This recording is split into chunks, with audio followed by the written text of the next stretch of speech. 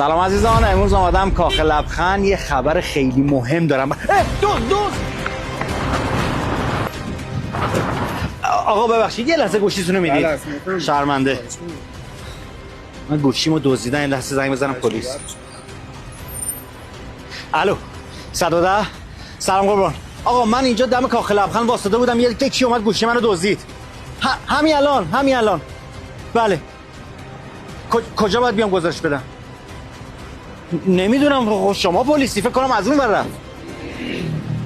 بله باشه چشم، دستم درد نکن. پس من منتظرم همینجا. متشکرم. میاد الان مأمور؟ خیلی ممنونم. خداحافظ. آقا دست شما درد نکنه. ببخشید کاخ لبخند میرید؟ بفرم. ببخشید آقا زن نه گوشیتون رو براتون گرفتم.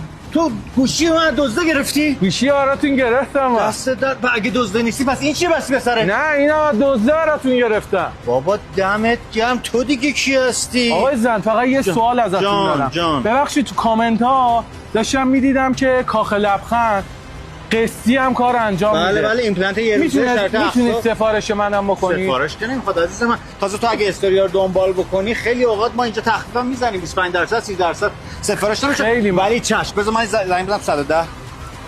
نه اگه میشه سفارش منو بکنید. ممنون.